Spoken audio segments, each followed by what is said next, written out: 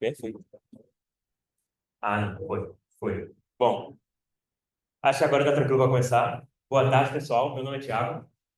E não vou perder muito meu tempo explicando, tipo, falando quem eu sou, falando coisas assim, porque vai ser muito maçante, tá?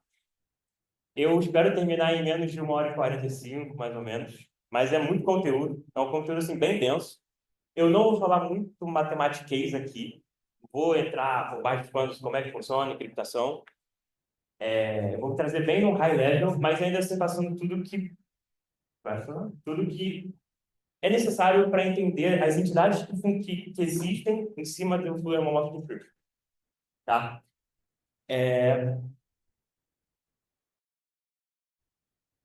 Aqui, geralmente a gente manda os links depois, né? No final eu já vou mandar logo aqui. Não precisa tirar foto, porque não dá para ler muito, mas eu depois disponibilizo o, o PDF da apresentação, tá? Muitos links bons mesmo. Os primeiros aqui são palestras que fizeram na DevCon da Tailândia, esse ano passado, novembro. Aqui, três impactos da SS5, vou falar, acho que sempre importante falar um pouco que é. E outros aleatórios, desde criptografia, realmente, homomorfismo, e coisas mais práticas, tipo exame, que é o que a gente vai fazer depois, tá? E esse link é muito legal, que é um livro de programa de cryptography. E ele é bem matemático, tá? Esse aqui. Ele tem um PDF aberto lá no GitHub, pode baixar, e eles estão sempre atualizando, eles são muito bons. Tá. Dá o passo para trás, RC105. Um minutinho, nós temos uma comunidade, sim, criada por brasileiros, criada por devs, de dev para dev mesmo, uma comunidade open source, sem fins lucrativos, e o nosso objetivo é trazer conhecimento técnico de língua portuguesa de conteúdo, com conteúdo avançado. Tá? A gente percebeu que de conteúdo iniciante, de técnico para devs mesmo, já existem vários muito bons no Brasil. Acho que uma referência do Kim da Timin. Só que um nível mais intermediário para avançado, a gente sentiu que tem um gap, sabe? Tem muitos devs bons no Brasil, só que essa galera está muito espalhada. Então a gente está tentando juntar e compartilhar conhecimento, basicamente, de forma gratuita, aberta, open source. E o nosso objetivo principal, né, o MVP nosso, é um meetup por mês, com conteúdos super, super legais, assim, ponto. E esses três aqui são três sobre Zero Knowledge. Inclusive, o Barba deu uma talk sobre isso, né? Falou da Scroll e passou um pouco sobre Scale. Eu vou falar bem por cima sobre ZK, porque não é o foco. ZK é como se fosse um primo do F20, tá? Tá. Antes de começar, uma curiosidade aleatória que eu achei legal, estava pesquisando sobre esse tema, sobre F20, eu estou há um mês basicamente respirando isso e esse é uma curiosidade aleatória que vai ter um propósito, mas para hoje. Mas esse é o maior número que eu encontrado até hoje. Muito difícil. E imagina que uma carteira de Bitcoin tem 2 elevado a 256 possibilidade, né? Então, é muito grande. Enfim, vamos para o que interessa. Alguns disclaimers aqui antes, de fato, começar a utilidade. Calma. Ficou. Eu não sou especialista nesse assunto, não sou especialista em criptografia, não tenho PhD, não sou, não trabalho com criptografia. Eu tenho um background de matemática, mas isso não é suficiente para falar que eu sou muito bom em criptografia. Eu sou entusiasta, eu gosto bastante e eu estou perdendo um tempinho legal estudando sobre. Enfim, eu falei, eu passei os últimos tempos aí estudando. Eu ainda tenho muitas dúvidas, sobre esse tema. Mas eu acho legal compartilhar mesmo assim, porque pode ser que você também tenha dúvidas, as suas dúvidas sejam complementares às minhas, pode ser que você tenha a resposta para alguma coisa que você não saiba, e você tenha a resposta para alguma coisa que eu também não saiba, então, assim, é muito boa essa troca. Não vou conseguir responder todas as perguntas, porque é um conteúdo muito, assim, são muitos detalhes, sabe? Uma coisa que no overview, assim, a gente consegue entender, que é o que eu quero passar para vocês, mas nos detalhes tem muita nuancezinha que às vezes fica um pouquinho complicado. Então, é ler documentação, ler paper, basicamente. E é isso, vamos aprender juntos. Hoje, pretendo passar por isso tudo. Por isso que eu estou sendo falando um pouquinho rápido demais. Inclusive, se alguém tiver dúvida, a qualquer momento pode me parar. Eu não estou enxergando bem com essa luz, mas faz assim que eu vejo, tá? Por que esse tema é importante e o objetivo final do Vitap? Vamos passar um pouquinho sobre o programa Cryptography, o que é, as primitivas, então, os três principais pontos de programa Cryptography e como cada um deles está interligado.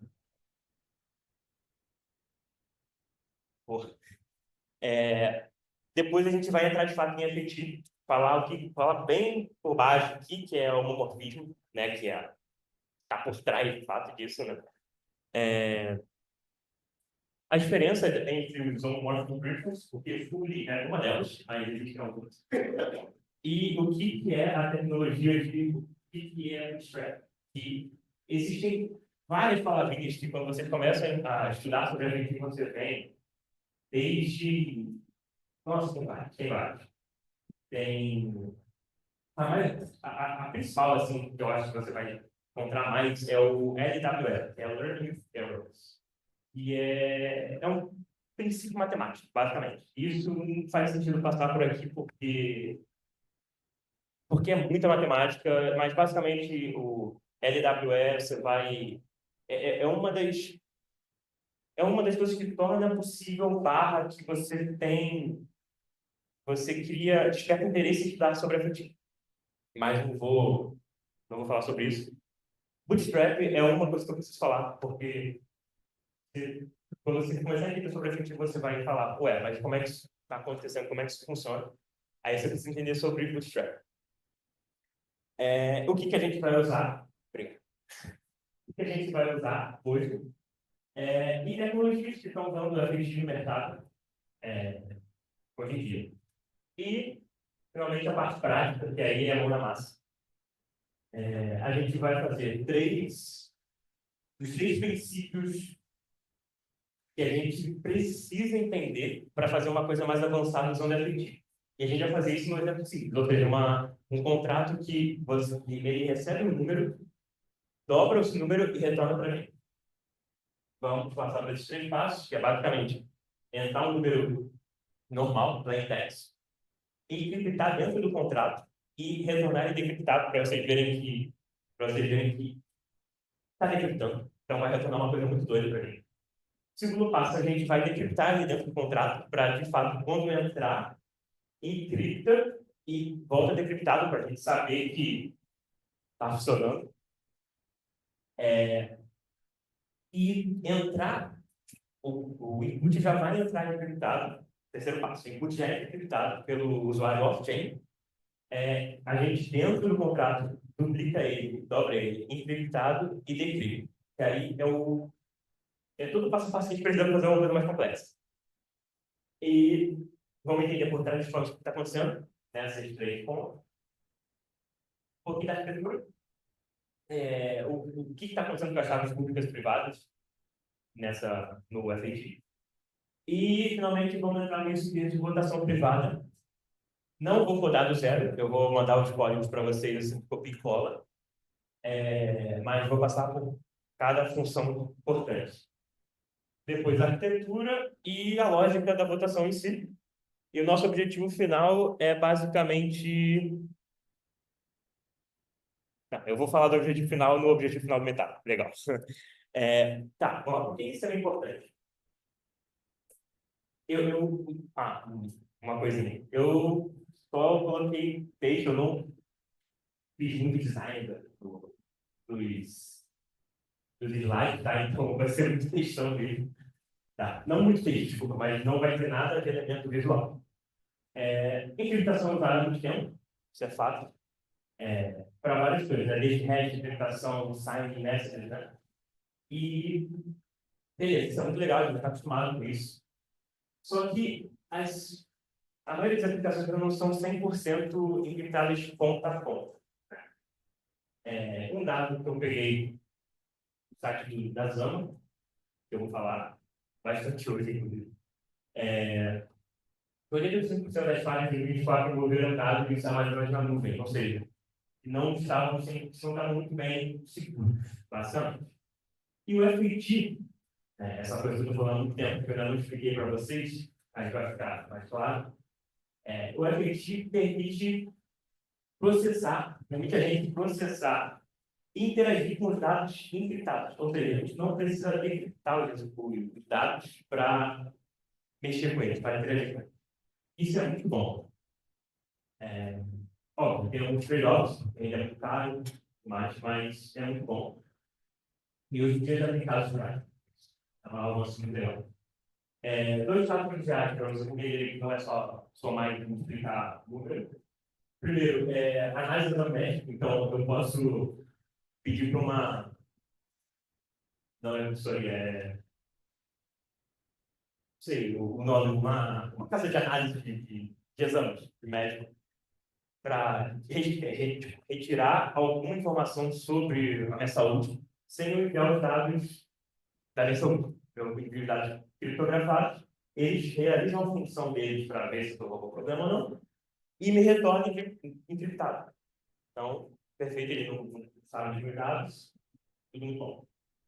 Um outro caso de uso é a administração de reconhecimento facial, uma empresa que quer realizar reconhecimento facial para entrar em algum para fazer qualquer coisa.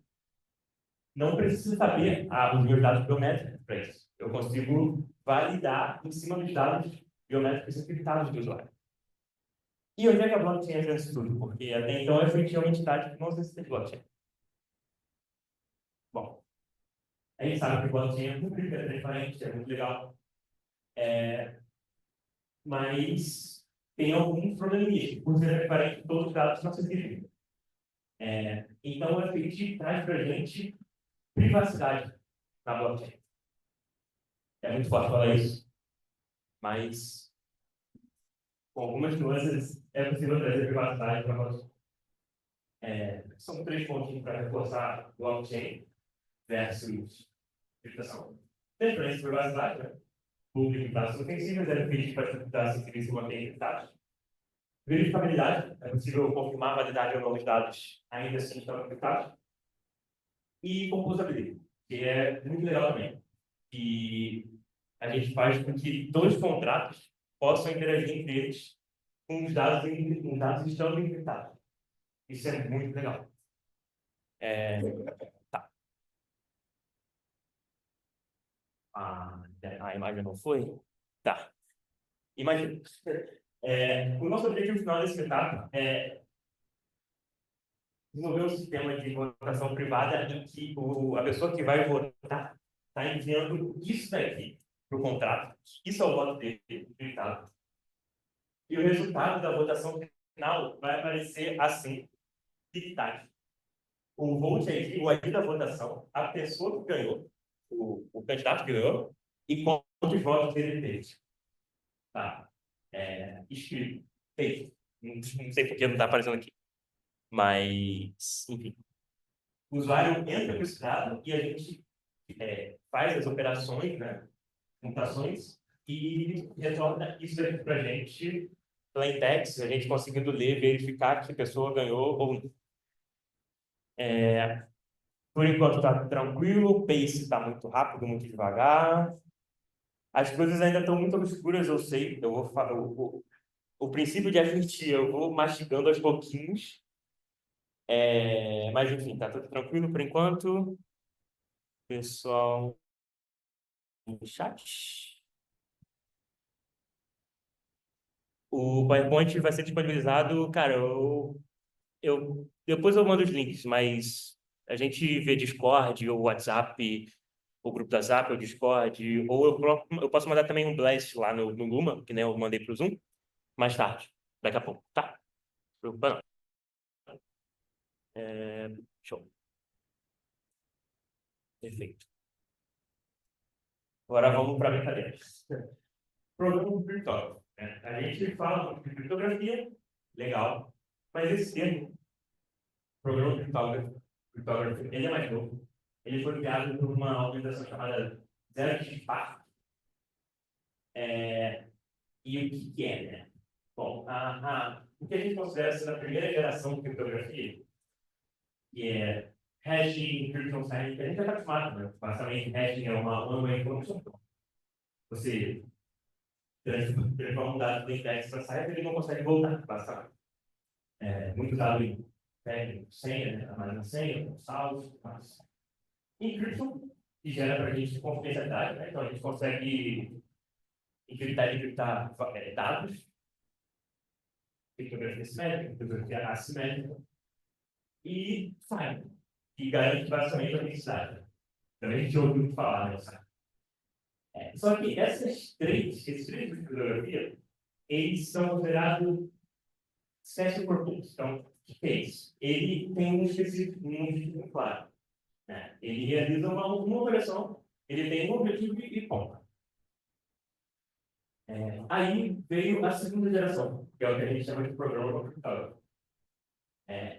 Ele tira essa especificidade para a gente e deixa mais genérico. Só que, por outro lado, ele acaba sendo mais pesado, porque envolve algumas coisas que a gente tem que talvez aceitar mais, para quem não está muito por dentro assim, da matemática da coisa. Mas é isso, eu acho que nos últimos 2 a 5 anos, talvez, falado sobre Programmable Cryptography, mais, né? E os três principais, ZK, PCI e FAT. ZK, o Rafa comentou hoje mais cedo. MPC eu também não vou entrar muito, é o que você espera, o que eu menos tenho familiaridade, porque eu não estudei muito sobre isso aí. Mas é muito usado ainda hoje em dia é muito usado.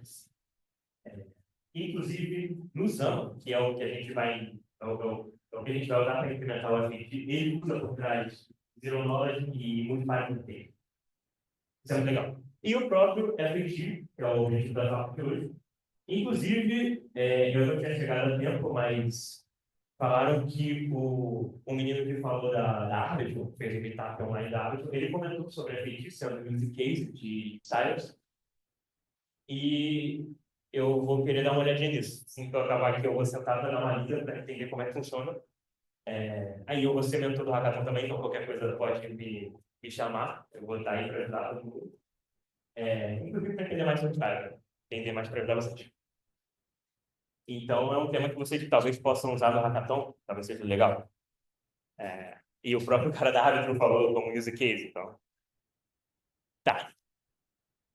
Essas que estão circulares, né? Onde está em negrito, são as famosas Programmable Cryptography, que vieram foram herdadas, não, mas foram as gerações futuras de coisas que a gente já tinha conhecimento praticamente. Elas meio que generalizam as primitivas da primeira geração, né? Tornando mais geral. E onde é que a gente está atualmente? Assim, mercado, estudos, papers e tudo mais. A infra para programa criptógrafo, esses, a gente consegue mexer, a gente deve, não criptógrafo, consegue interagir. Isso é muito legal.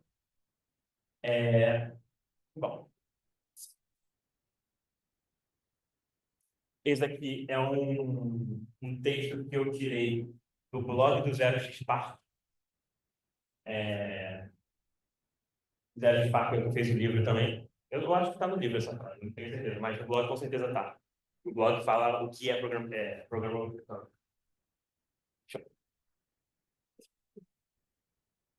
As primitivas, né? As três e como elas interagem entre si. Falando muito rápido. Com ZK, né? O Barros depois mais cedo, a gente consegue verificar uma coisa sem ter informação, sem ter o dado. Então, é uma proficiência zero. A gente tem zero informação sobre o dado e aí você consegue validar certas coisas, né? Então, uma coisa só confia. O MPC, muito mais computation, ele dá para a gente essa private computation. Então, a gente não precisa trust em uma pessoa, uma empalha, né? Uma entidade. E o FAT, a gente ganha o encrypted computation. Então, a computação, né? As operações feitas em cima de valores encriptados.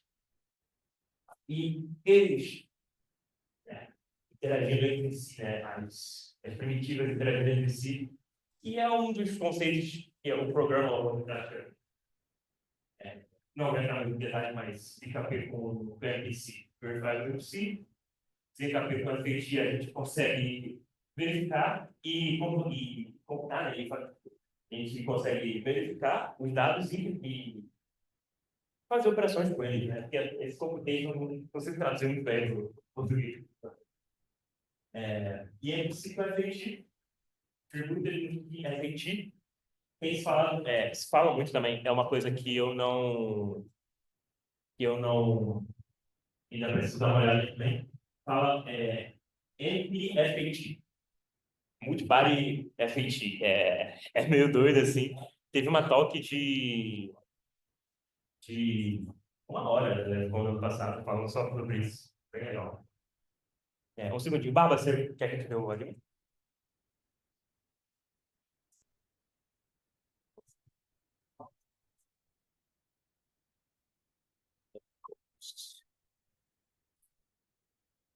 Show. Vamos lá. Agora, finalmente, entrando em FAT de fato. Vamos entender o que é isso. Primeira coisa, full homomorphic encryption, vou voltar aqui. Encryption, a gente já sabe, encriptação. O full é uma palavra que eu vou explicar a diferença, mas full é o maior deles. Também. E homomorphic. O que é homomorphic, né? Homomorfismo na matemática, não vou ser muito matemático aqui, até porque eu não sou matemático, mas homomorfismo é basicamente essa função aqui, é o que essa função traz para frente. E essa função, se for ver daqui a muitos slides,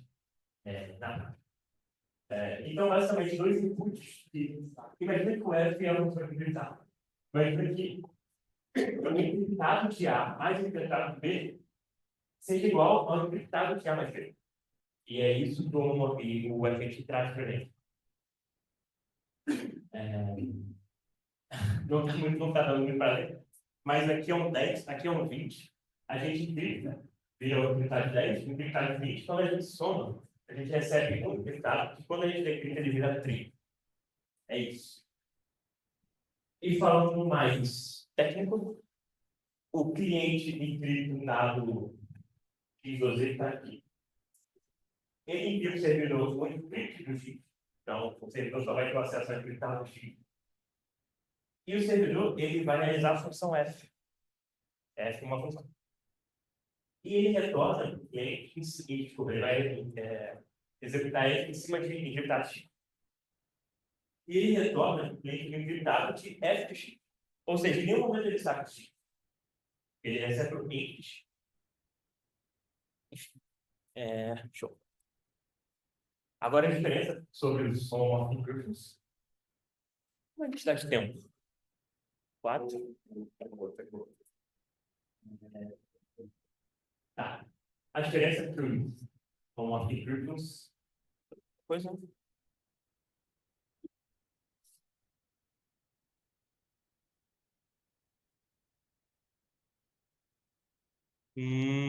Tá. Um segundinho, pessoal. Eu tô com o fone aqui.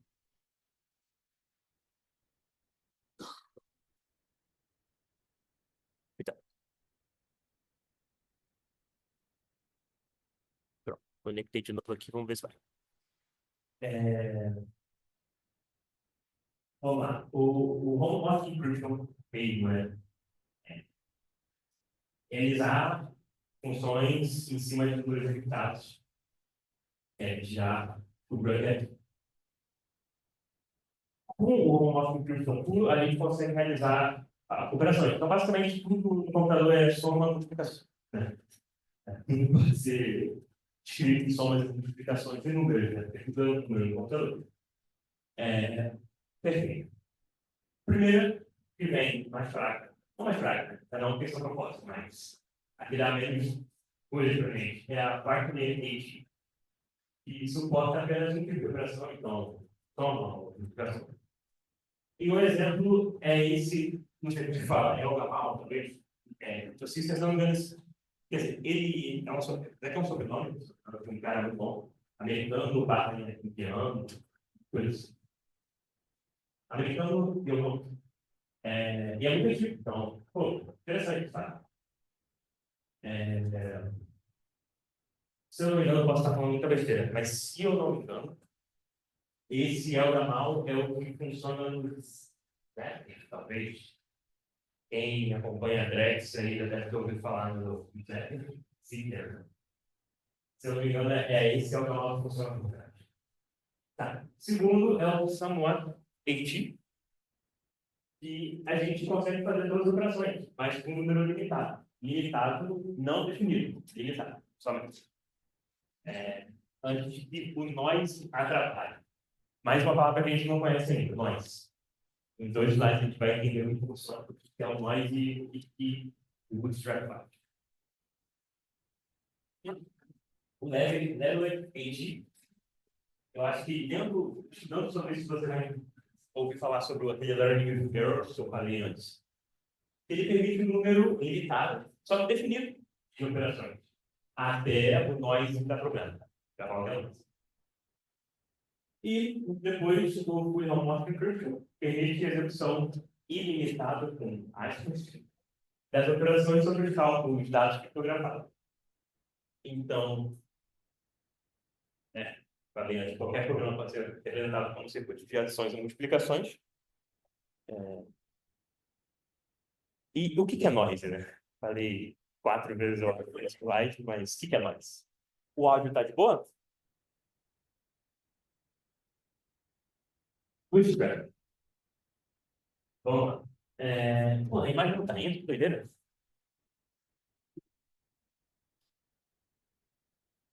Tá, eu vou falar isso, dar uma descrição. Todos os resultados infectados, quando a gente grita, possuem um certo nível de noise para garantir a segurança da informação. Ou seja, o ciphertext, o texto encriptado, ele é o resultado do dado encriptado mais esse noise. Imagina, tá, tem 5 casinhas. Quando a gente encripta, 3 casinhas são no... Tem uma casinha vazia antes, 3 casinhas no meio do valor encriptado, uma vazia, 6 casinhas. E a última é um noise. Ou seja, é uma coisa que se cria quando você encripta o mundo. Só que quando você começa a encriptar em cima dos números, quando você começa a fazer operações em cima desses números encriptados, o nós começa a aumentar, né? Porque o nós vai entrando nessa parada dessa soma, dessa multiplicação, dessa operação. E o bootstrap existe para abaixar o nós. Então, você está fazendo uma operação em cima do valor encriptado, do nós aumenta. Chega uma hora que o nós vai ser tão grande que vai dar problema no valor, sabe? E o bootstrap serve para você abaixar esse noise e manter sempre as operações funcionando. Então, de novo, não dá para ler tudo mais. Aqui é o X. A gente encripta o X. E ele tem um certo nível de noise. Quando a gente realiza a função em cima do valor encriptado, o noise aumenta. Chega um ponto que o noise é muito grande e a gente não consegue, a gente não pode fazer uma outra função porque vai dar erro, vai vir um resultado errado. Para isso, a gente faz o bootstrap, ele diminui o noise a um nível que a gente consegue garantir que vai continuar as propriedades matemáticas, e com isso a gente consegue fazer uma outra função em cima desse valor aqui. Tá? Basicamente é isso. Isso acontece em algumas aplicações, acontece por transfãs, outras a gente faz na mão. Show. Aqui, na parte prática, a gente vai usar o Zama. O Zama é uma empresa de infra, né? Não é robótica, é uma infraestrutura. Então, o Zama é uma empresa de open source que está criando como é que se traduz isso, né?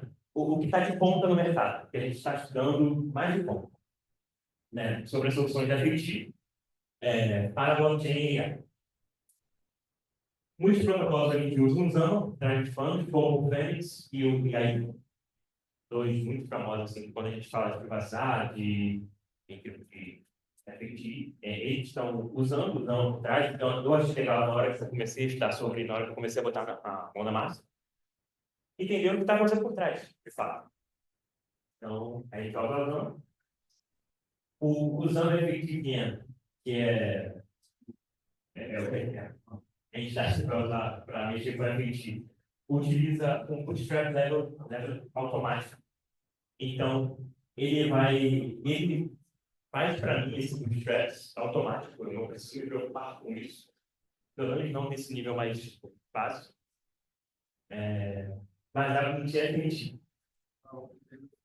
FT é uma outra linha que ele já fala daqui a pouco.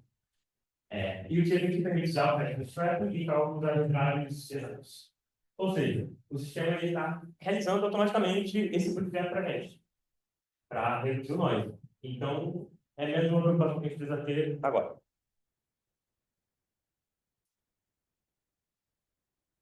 Vamos para a prática agora. Só relembrando, a gente vai primeiro fazer um contrato que pega um valor, dobra e retorna, coisa básica. E a gente vai colocando os níveis de encriptação nesse passo a passo. Até a gente ter tudo que a gente precisa fazer uma coisa mais avançada. Tá? E depois vamos para mais avançado, né? Enfim, essa wallet com if na Sepolia, eu estou falando de três, mas se quiser pode fazer só com uma só, não tem problema. Eu vou mostrar o exemplo de três aqui para ter uma mínima, um mínimo caso, né, de votação, que são dois eleitores. Ah, obrigado. Obrigado. Show. Perfeito. Obrigado. Estão ouvindo de boa? Tá de boa? Foi? Perfeito? Boa. Para a votação, né, com dois eleitores e três. Não, desculpa, com dois candidatos e três eleitores, né, que é o mínimo legal, assim, para ver que tá funcionando. O API key da Etherscan, para basicamente verificar os contratos. E vamos lá. Pedi se eu vou chegar um pouquinho para trás aqui. Assim tá melhor. Foi. Bom demais.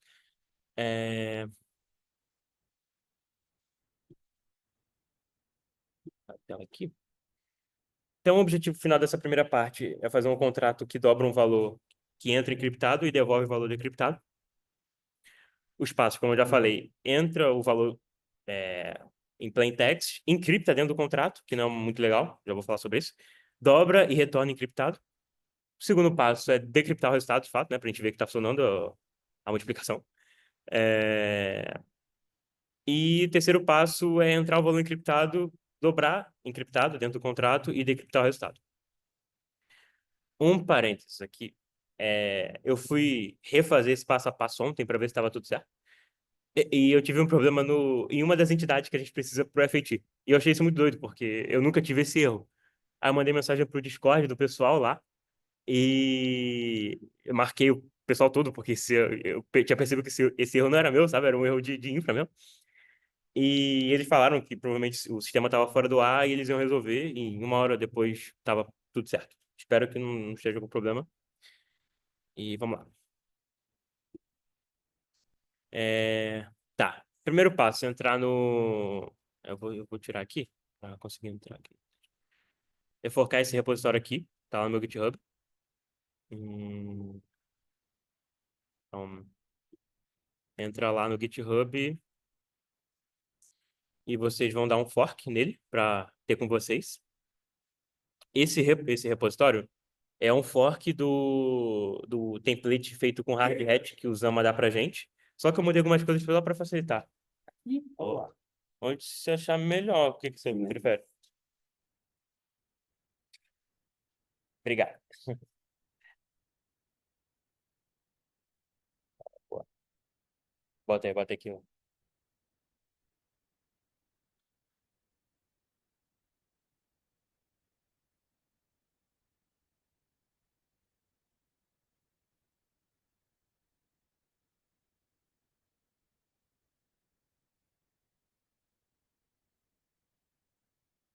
Não, eu vou só botar um pouquinho mais embaixo aqui, mas tá de boa. Deixa eu ver se vai aqui. Tá.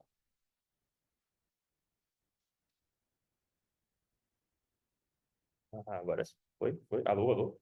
Pronto.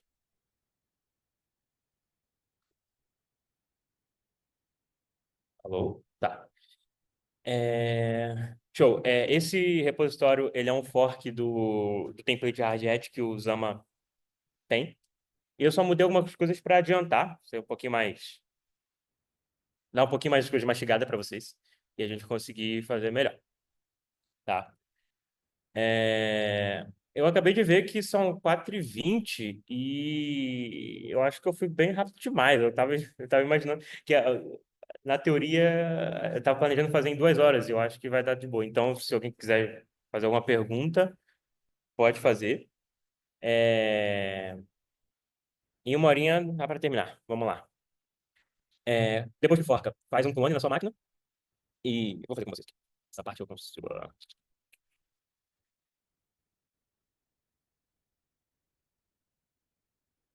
Então, basicamente, fazer um clone aqui, tá? Clona na sua máquina. Então, escolhe uma pasta aí. Vou entrar em S55 e tá. É meio ruim de ler, né? Vou aumentar aqui. Depois de lá. Pronto. Clonando. Tá na pasta. E abre a ideia que você quiser usar. Vou usar o cursor que eu. Então, tem que usar o cursor. Vamos ver se vai bom. Se vai ajudar mais que atrapalhar, ou se vai atrapalhar mais que ajudar. Bota aqui. Perfeito.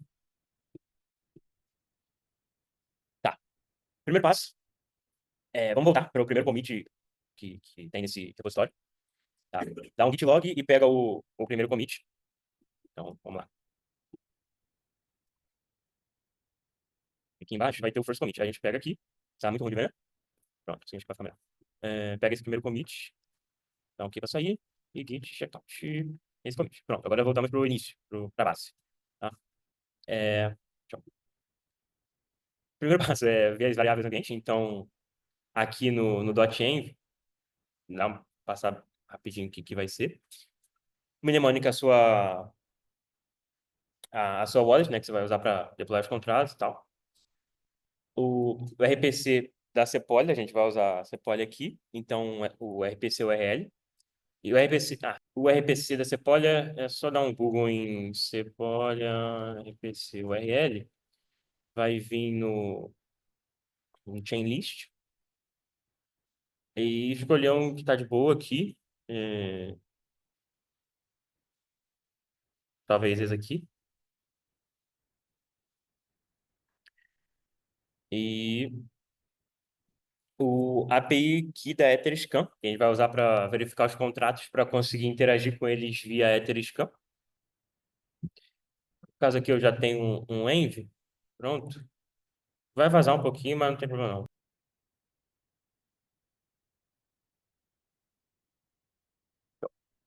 É, Isso aqui eu já vou explicar agora, mas daqui a pouco a gente se preocupa com isso. Basicamente, essas duas variáveis são as que vão votar no contrato que a gente vai fazer lá daqui a pouco. É, Vai poder votar a wallet que deployou o contrato, que vai ser o owner, né? E essas duas que a gente vai fazer para testar. Se não quiser, não precisa fazer, pode testar só com um voto mesmo.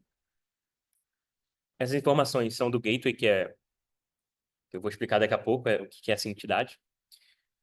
E aqui são as informações off-chain, para a gente encriptar antes de enviar para a blockchain, né? O valor. Então, tá bom. Agora dá um npm. Putz, eu esqueci de pedir para instalar antes as dependências. Vamos ver que a internet vai ajudar. Vamos ver. Da npmi aqui para instalar as dependências. Torcer para não demorar horrores aqui. Enquanto instala, eu vou explicar o que esse repositório está fazendo.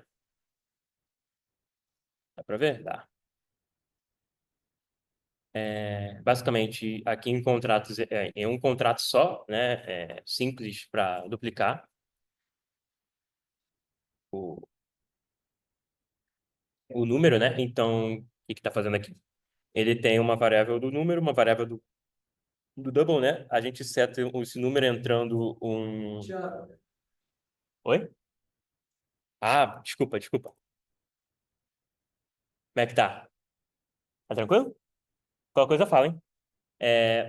Então, basicamente, a função para setar um número não se preocupa muito com boas práticas de Solidity aqui. É, e no contrato principal da votação também não tá tudo 100% muito bom, tá? Principalmente o nome das variáveis. Eu fui fazendo assim no Flow e algumas variáveis ficaram com o nome meio, tipo, um pouquinho parecido, mas dá para entender. Tá, é coisa de outro mundo também, mas é uma coisa para melhorar no futuro. Então, set number, ele seta o número no contrato, retorna esse número, a função para pegar o número dobrado e a função de dobrar o número. Pega o número e multiplica por 2. Então, basicamente, o fluxo seta o número, vê se o número é o número, dobra e pega o número dobrado. Como é que tá aqui? Foi. Show. E aqui o script de deploy, basicamente, ele não tem construtor, né? Então, ele deploya, espera 30 segundos. Isso aqui é muito na mão, tá? Geralmente a gente espera por bloco, mas... Enfim, eu tava fazendo, eu dei uma olhada na documentação do Red Hat, eu tentei 3 vezes esperar uma quantidade de blocos, assim, para validar, e deu uns erros meio estranhos. Eu não perdi muito tempo para arrumar erro de setup, sabe? Então eu fui no Hard Code mesmo, 30 segundos, é o suficiente. E verifica, e com isso a gente consegue mexer com o contrato via Etherscan.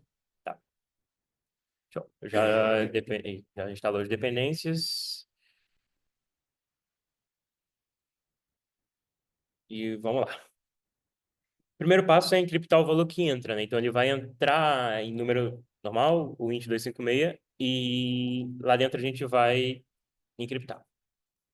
Já vou tomar um pouquinho de atenção com isso, porque não é uma boa prática fazer isso, é legal a gente encriptar off-chain, mas eu achei melhor fazer desse jeito para tentar tirar da cabeça o nosso fluxo de pensamento enquanto coda, sabe? Então, para a gente ver se está testando, vamos encriptar primeiro on-chain, depois, se as operações estiverem funcionando, né? Se a gente conseguir ver que está funcionando, a gente vai melhorando, né? Então, tira essa encriptação on-chain, coloca off-chain, tudo mais.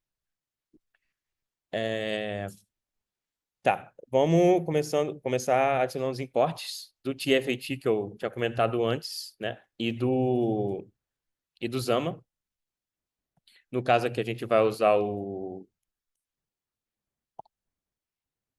a Sepolia, né? Então,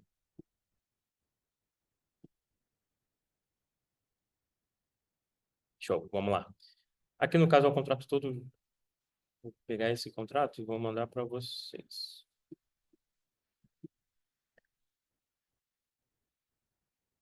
Show, tá de boa.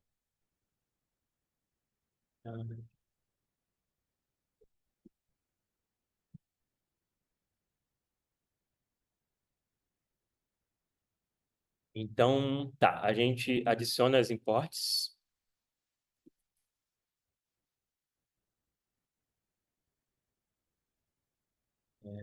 Show. Vai ficar com esses erros mesmo, tá? Não se preocupa, tá funcionando. Define, né, o que esse contrato herda, né? Aí agora a gente troca as variáveis que estavam antes como o int 256 para EUINT, né, que é o encrypted int. Então o contrato agora está sabendo que isso aqui é encriptado, né? É um tipo do TF-AT, TF-AT. Ele é por default privado, mas de qualquer forma botei aqui. O number e o double. O number e o duplicado dele, porque os dois vão estar encriptados, né, no final. Ele só entra plain text. Quando eu falo plain text, é o valor normal, tá? Sem estar encriptado. E dentro que ele vira encriptado. Aí, dentro do set number, vou tirar isso aqui para melhorar um pouquinho a didática. Dentro do set number, o fluxo é o seguinte: a gente vai setar o número, né? Então é um valor que entra como número normal. Então, ele entra como o int 256 e dentro a gente vai encriptar, tá? Porque essa não é a melhor forma de fazer. Então, ao invés de a gente só setar aqui como number normal, né? Number recebe number, a gente pega dentro da lib do TF-AT um as e um int 256. Então, é tipo, esse valor aqui que está entrando, que é um int 256, como o encrypted, o int 256. E esse number aqui, ele é o meu int 256, né? Então, tá batendo. Beleza, o set number foi. E quando a gente for duplicar, o número vai estar encriptado. Então, não é mais fazer as operações que a gente fazia normalmente em Solid, né? Para isso, a gente vai usar essa função chamada mul, né? Multiply, que multiplica os dois parâmetros. O primeiro é o número que a gente quer multiplicar, o segundo é 2 porque a gente quer dobrar. E o double recebe esse número. Então, a lógica está fazendo sentido, tá? E as funções retornam EUINT, né? O get number e o get double, porque agora eles são EUINT. E... isso aqui é legal falar. Vou ler um pouquinho. Mas quando a gente faz isso aqui, a gente está multiplicando o número que já está encriptado por um que não está, né? Esse 2 aqui é normal.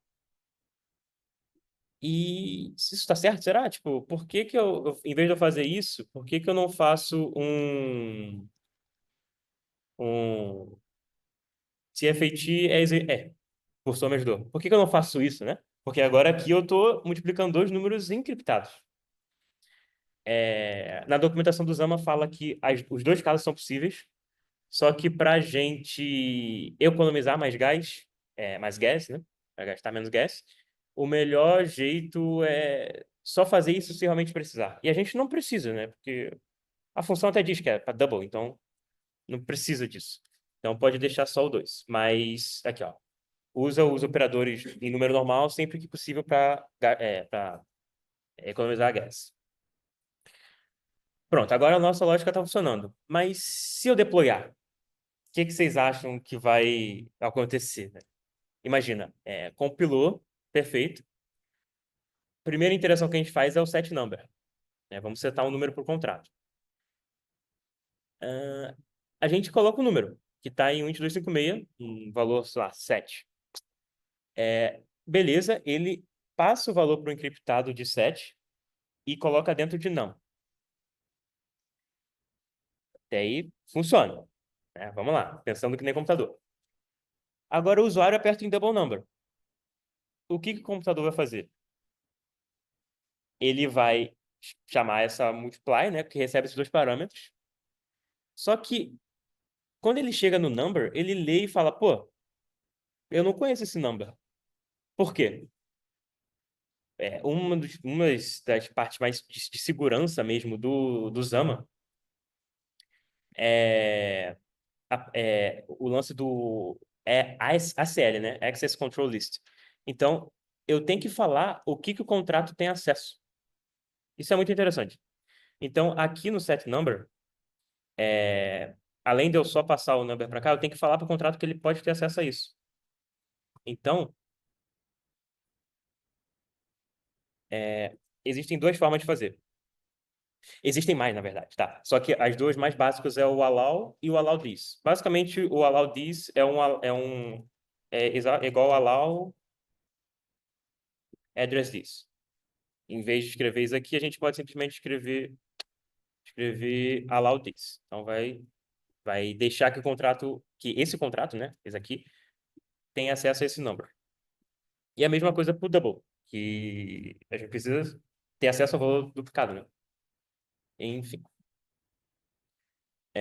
Pronto. Aqui foi o que eu falei, né? Do allow ciphertext, né? Que é o valor encriptado. E o address this, ou allow this, que é a mesma coisa. E agora a lógica está funcionando. Tá tranquilo para a gente rodar e testar. E vamos deployar. Vamos ver se está funcionando de fato, né? Então aqui tem um script deploy sepolia. Ele demora um pouquinho porque colocou aquele lance dos 30 segundos, né? Então, ó, compilou e depois vai verificar só para a gente conseguir interagir via Etherscan, tá? Pronto. Agora vamos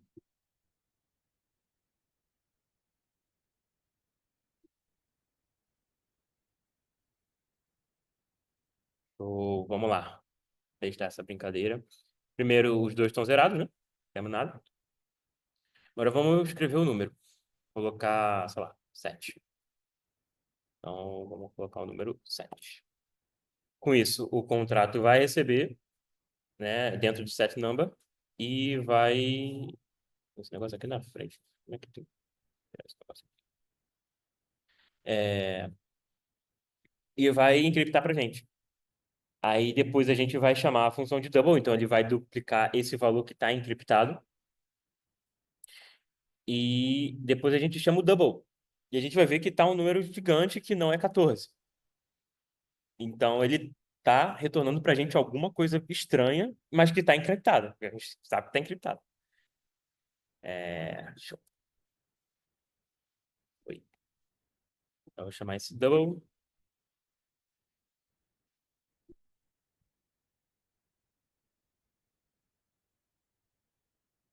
A bateria está comendo. Acho que vai dar.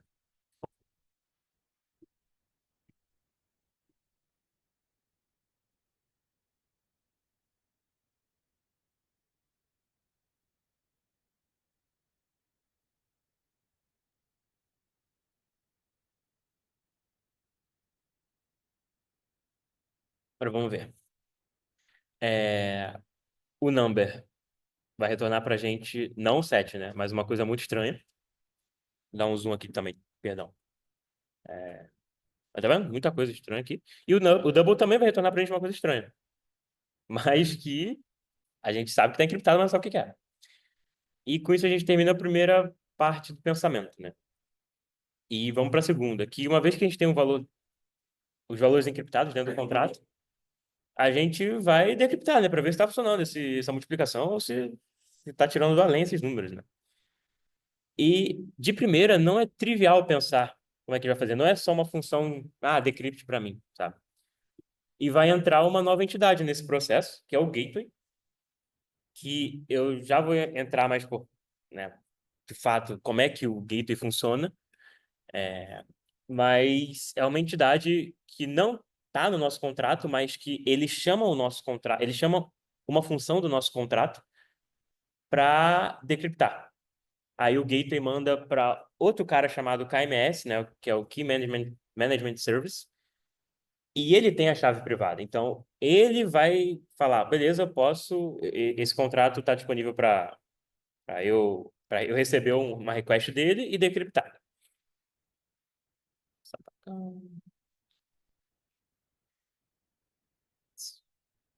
Então, o gateway, ele faz meio que a coordenação. Depois eu vou botar um gráfico que vai ficar mais visual e vai ficar mais fácil de entender. Mas ele faz a coordenação entre o smart contract, a blockchain, o KMS e um outro cara chamado coprocessor, que eu também vou falar daqui a pouco, mas que é basicamente a entidade que faz as encriptações, faz as operações, tá? E que também tem outra chave para esse cara. Mas, enfim, depois a gente entra em mais detalhes, quando acabar essa parte desse contrato que dobra. Segunda parte. Vamos adicionar o gateway agora, né? Para decriptar. Para isso, a gente vai precisar fazer mais alguns importes. E slide 8. Slide... Tá no 9. Deixa eu ver se é só isso que tem aqui. Pegar tudo logo aqui e copiar para vocês verem. Então, o que que a gente tem de novo aqui? É o seguinte. O gateway caller e o gateway. Isso aqui é para a gente falar que o nosso contrato pode chamar o gateway, né, basicamente. E a configuração do gateway que está deployado na Sepolia, tá? Do Zama, está deployado na Sepolia. A gente... Vou seguir aqui que está um pouquinho mais legível. Já volto pro código. Vou tirar isso aqui, botar aqui no meio. Hum. de novo aqui, né? Adiciona esses dois aqui. E que a gente começa criando a variável que vai receber o número decriptado, tá? Que vai...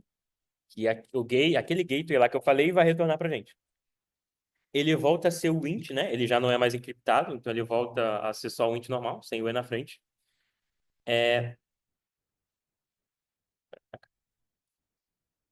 E a gente precisa adicionar as duas funções que vão fazer essa mágica acontecer. Que são as duas funções. A que a gente chama, que o gateway chama. Então, vamos por parte. Essa função, requestDecryptNumber, é a função que a gente, usuário, vai chamar, tá? Para decriptar o número que a gente... Decriptar o que a gente quiser. Aqui são alguns parâmetros que eu posso falar mais para frente, mas não é muito importante usar agora, até porque a gente não está usando a maioria deles, tá? Por exemplo, esse request aqui que a gente vai usar no contrato de votação, a gente não tá usando aqui. Mas basicamente a gente pede para o gateway passar o double que está em EUINT 256 para o int 256, o int 256, e faz o request da decryption. Nesse momento, o gateway que está lá vai receber esse request e dando tudo certo, ele vai passar pro, pro KMS validar se está tudo indo bem ou não, se pode ou não, se esse contrato pode fazer essa requisição ou não. E dando tudo certo, a callback, o int 256 vai ser chamada. Esse aqui é o nome que eu dou, mas que está dentro do contrato e que só pode ser chamada pelo gateway, tá? O usuário não pode chamar. E basicamente ele vai retornar para a gente o valor decriptado e adicionar na nossa variável que a gente criou aqui no contrato lá em cima, né? A 1.256. E com isso, volta para o request do crypt number, emite, deu tudo certo e decripta, né, de fato. Agora a gente vai deployar para ver se está funcionando, né? Vamos ver se essa doideira funciona mesmo. Salvar e deployar. Ser sincero que essa parte aqui do gateway eu não consegui fazer de primeira quando, sei lá, um mês atrás, quando eu estava brincando com isso, é, numa aplicação um pouquinho mais estruturada, não saiu de primeira. E tem muito mais coisa envolvida aqui, tá? Não é só isso. Pode ter lógica aqui dentro também, mas depois que você entende de fato o que acontece por trás, fica mais intuitivo, sabe? Perfeito, foi. Show.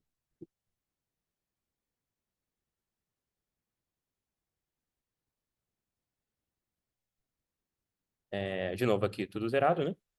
Perfeito.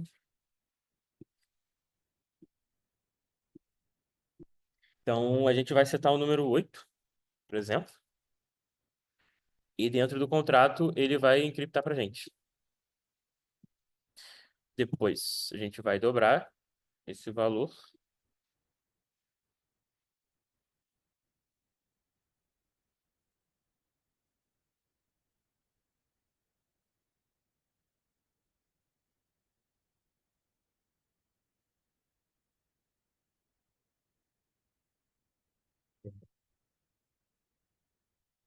Certeza já. Ok,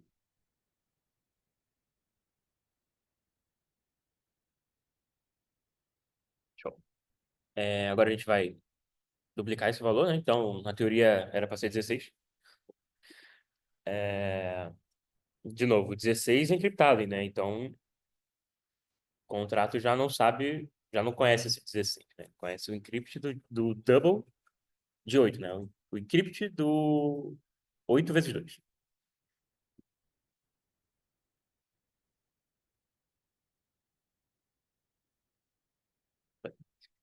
E agora, finalmente, vamos ver se essa mágica, se essa doideira acontece, né? Funciona de fato. Vamos request para decriptar esse valor double que a gente pediu lá no contrato.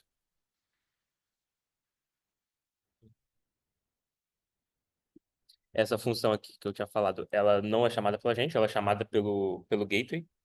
Tá? Ela, de fato, vai retornar para a gente o valor decriptado pelo KMS. Pelo KMS.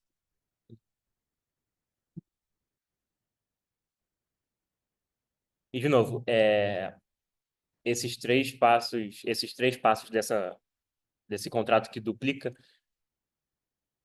talvez ainda esteja um pouquinho obscuro o que é gateway, o que é KMS, mas assim que acabar, eu vou mostrar, assim que acabar essa, essa mão na massa, né, para ver que funciona, eu vou mostrar um gráfico, então vai ficar bem mais tranquilo de entender.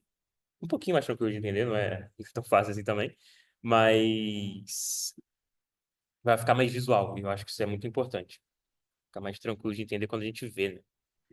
Enfim, esse daqui é o nosso número 8, né? Esse daqui é o número 8 duplicado, né? E aqui tem que ser o famoso 16. Ó, 16. Então, beleza. Funciona. Aí sim, existe coisa aqui. Vou voltar para o slide. Deu para ver que essa mágica funciona.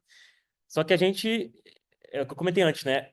Encriptar dentro do contrato não é bom, né? Porque a gente envia o valor em plain text, isso não é muito legal.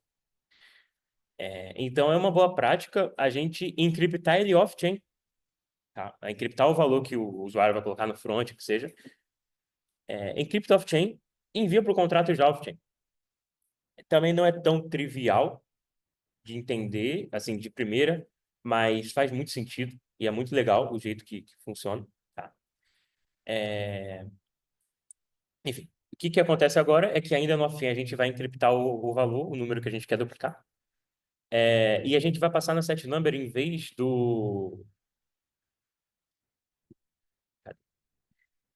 um int 256 normal, a gente vai passar dois parâmetros.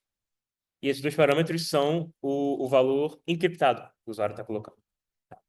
E lá no início do Meetup eu falei que o Zama ele usa por trás não só FAT, obviamente, que é o forte, né?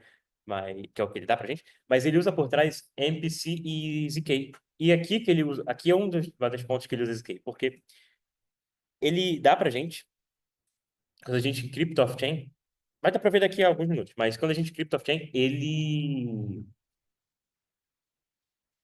gera pra gente, né, o valor encriptado e uma prova desse valor. E isso é muito legal.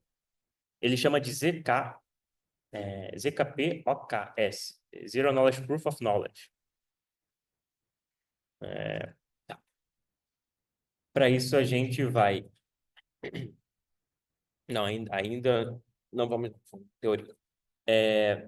Lá no off-chain, lá no, sei lá, no front, que seja, ele gera esse valor, né, encriptado a partir do contrato e da wallet, né, que requisitou. E isso é um dos pontos que eu falei daquele Access Control List também. O KMS só dá acesso ao que ele precisar dar, né? E esse valor que está off-chain, ele retorna para a gente um input encriptado, esse input aqui. E a gente pode, nesse input, adicionar vários valores que a gente quer encriptar. Isso, inclusive, é uma boa prática, chamada input packing. E ele fala para, se você for fazer um monte de encriptações, faz tudo no mesmo coisa para ter só para gerar só uma prova, né? E enfim, no off-chain a gente pode fazer desse jeito. Então, o input é de bool para adicionar o booleano que ele quer encriptar, é de 8 para adicionar o número 4. E quando a gente encripta, esse input handles, ele retorna tudo que a gente encriptou. Então, tipo, o 0 seria esse false, o 1 seria esse 4 e por aí vai. E a prova que ele gera para a gente também está em inputs.inputProof, que a gente vai ver no código daqui a pouco. Show. Agora aqui no contrato, no código, a gente vai criar uma pasta chamada off-chain. A gente não precisa fazer nada fora daqui.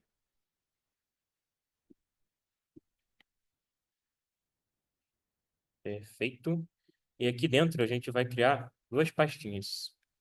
A ABI e o SRC. O ABI nem precisaria criar, dá para puxar aqui de dentro do próprio contrato, aqui dentro do repositório, né, em Artifacts, Contracts, e tá aqui o ABI. Só que, imaginando uma aplicação que as coisas estão separadas, né, não teria como. Então, show. Vou mandar um código para vocês já já. Mas basicamente é isso. Ó. Dentro do Off-Chain cria uma pasta SRC e uma pasta ABI. E dentro da SRC a gente vai criar o server.ts, que é o que a gente vai executar para simular o Off-Chain da parada. Então, vamos lá.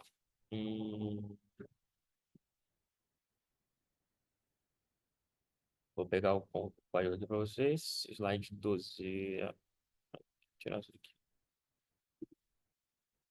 Slide 12. É tudo? É tudo.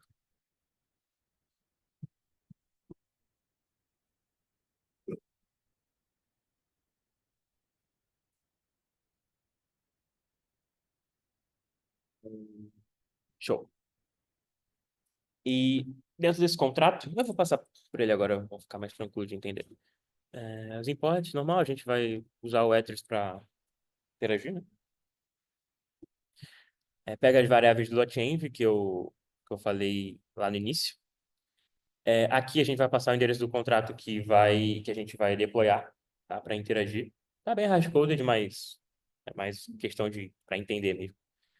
Aqui são as private keys que a gente vai, né, chamar ou interagir com o contrato. O número é o número que a gente vai pedir para duplicar. Então, esse number, lembra que ele está entrando no... Antes ele está entrando no set number. Agora, esse number ele vai entrar naquele add, no caso 256, que lá no contrato é um 256. E depois a gente encripta, que nem estava no slide que eu falei agora há pouquinho. E esse valor encriptado do number, ele entra para a gente no input, né, no handles do índice zero. Caso a gente coisou só um, né? Mas se fosse dois, três, assim, ia ser o dois, o um, tudo mais. Show. Tá. Um pouquinho mais de coisas técnicas aqui. Aqui a gente cria a instância, então aqui nessa parte aqui a gente está pegando a public key do, dessa brincadeira toda para a gente conseguir de fato encriptar as coisas. E a private key está com o KMS. Lá com o KMS, ele que vai fazer né, não sai de lá. E uma curiosidade, o KMS usa MPC, tá? Para não precisar... Não é curiosidade, né? Mas, enfim, ele usa MPC para não trust só uma entidade, uma party, né? Acho que não tem mais nada de outro mundo. Tá. Lembra que eu falei que ele gera, além do valor encriptado, ele gera uma proof? E é isso que a gente vai passar no set number agora. A gente ainda não mudou, a gente vai mudar o set number lá no contrato. Mas agora o set number, em vez de receber só o número, que no caso seria 9 aqui nesse caso, ele vai receber dois parâmetros e dentro do set number ele vai pegar esse valor encriptado. Então ele vai entrar encriptado. Tá. Perfeito. Aqui a gente vai falando que precisa pegar o ABI, só que não vamos pegar agora, porque ainda está com o contrato antigo, né? A gente ainda não mudou o set number. E o que a gente vai fazer agora? Slide 13. Deixa eu pegar aqui a colinha para vocês. Ó, essa vai ser a nova função do set number, que a gente vai mudar no contrato. O que essa set number está fazendo agora? Ela está recebendo o valor encriptado e a prova dele, né? E ao invés de passar esse 256 aqui number, né, que é o que estava antes, a gente está passando dois parâmetros agora, né, que é o de fato o encriptado e a prova. Isso aqui o Zama chama de, se eu não me engano, é trivial encryption, se eu não me engano. E a encriptação trivial seria enviar o plaintext aqui. E essa aqui é o outro caso, que é o mais boa prática, né? Enviar o encriptado e a prova. Então, aqui está entrando encriptado e o contrato está recebendo encriptado. Então, Ele já entra na blockchain encriptado, isso é muito bom.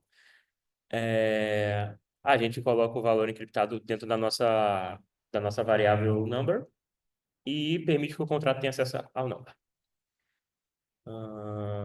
Perfeito. Aqui eu estou comentando que o suporte proof é usado no ZKPOKS,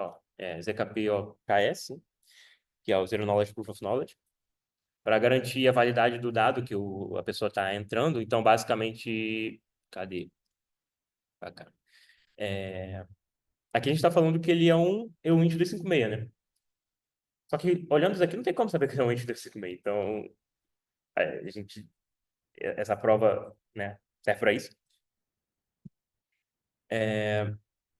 E tá, esse input e esse byte coleira, né, que é o tipo do que está entrando. O input se refere ao índice do parâmetro encriptado, no caso, né, a gente só encriptou uma, mas ele se refere ao índice lá. E o bytes é o ciphertext em si e a prova, né, encriptada para validar, né, pelo que é validado pelo TF-AT. E agora a gente vai testar, vamos lá. Deployar o contrato novo, então salvou, Command S, aqui, tá, enquanto ele deploy aqui pra gente, eu vou falar os próximos passos. Que a gente vai criar um script para rodar o arquivo server, né? Então dá instalo tsx.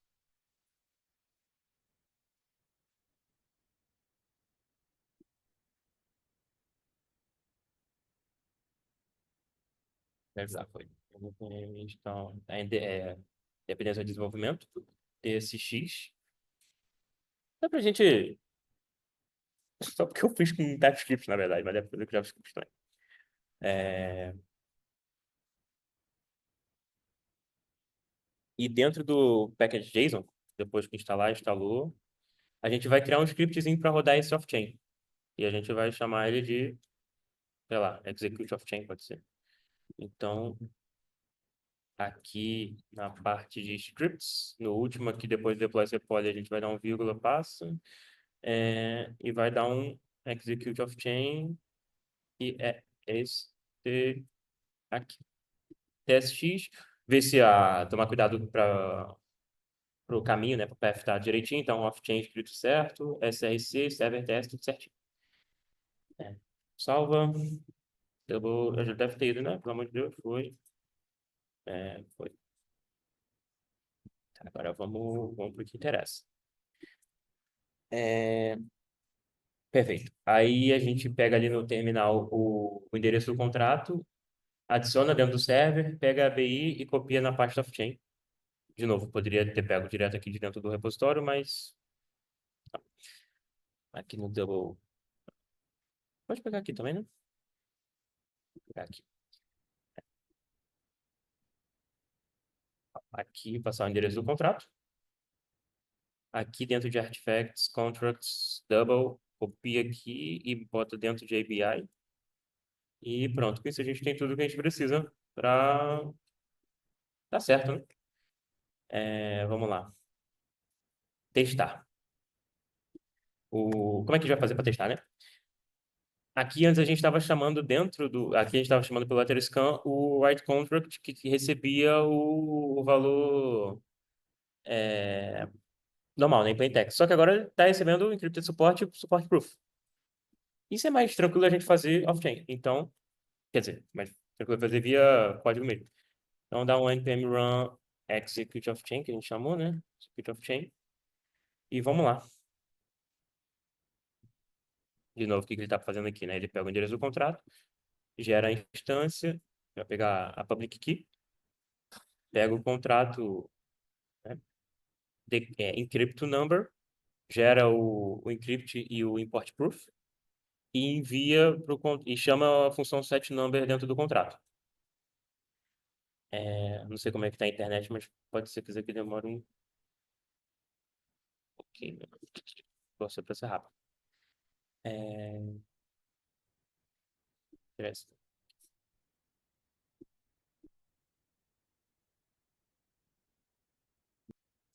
Um detalhe. Já dá para adiantar. Ó, foi. Não, vou adiantar logo. No esquema de votação, que a gente vai fazer daqui a pouco, essa probabilidade que 0, 1 e 2 é para dizer diferentes wallets que vão estar chamando para votar, né? Então a gente só muda aqui. Vamos ver o que ele vai retornar para a gente aqui.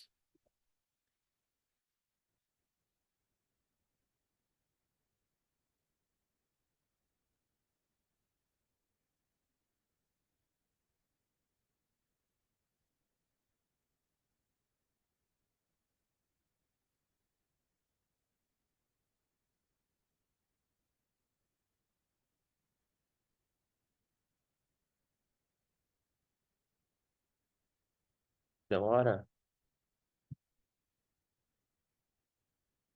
Ah, que beleza, hein?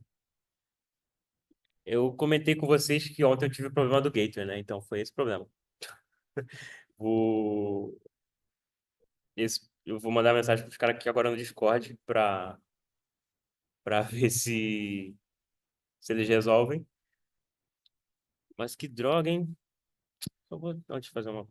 Passar aqui no meu celular.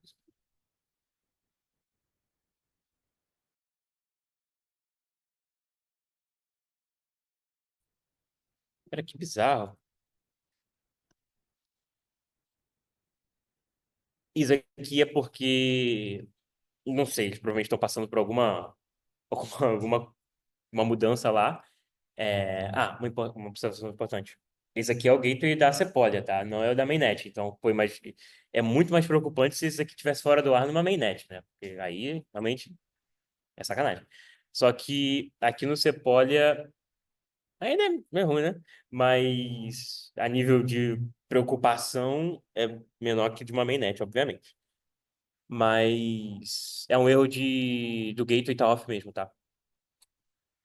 Vamos ver se agora vai. Provavelmente não vai, porque não vai- seria muita sorte se fosse. Se for abrir um Discord aqui já.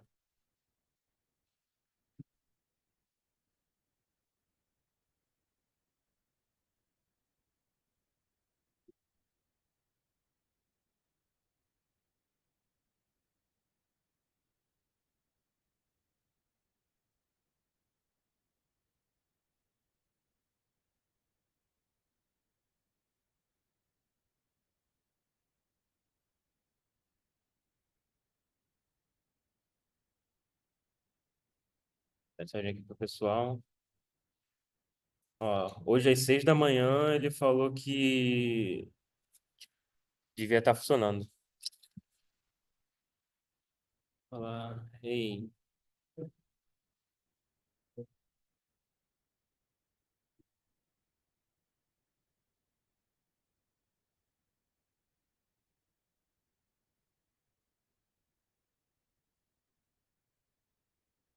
É,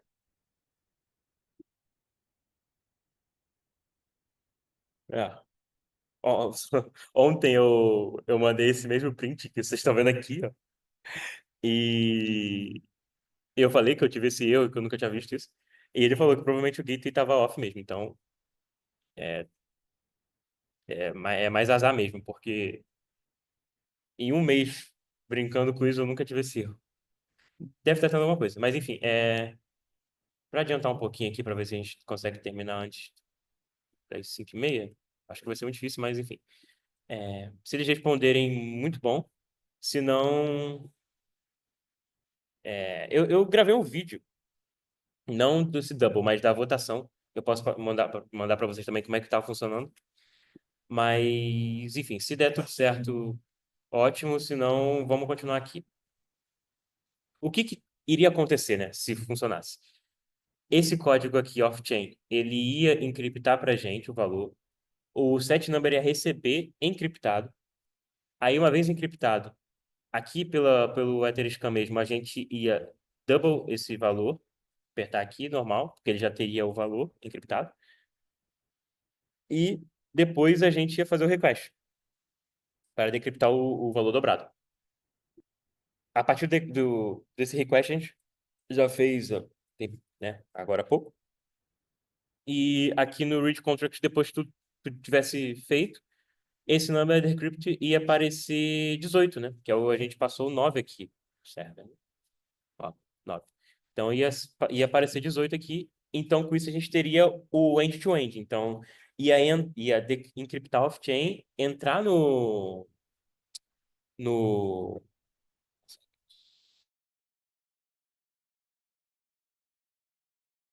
e decriptar via o gateway. E com isso, a gente teria o end-to-end de uma aplicação simples, rodando, funcionando. Ver se ele respondeu aqui. Não. Não sei se vai ser tão rapidinho, não. Mas, enfim. É...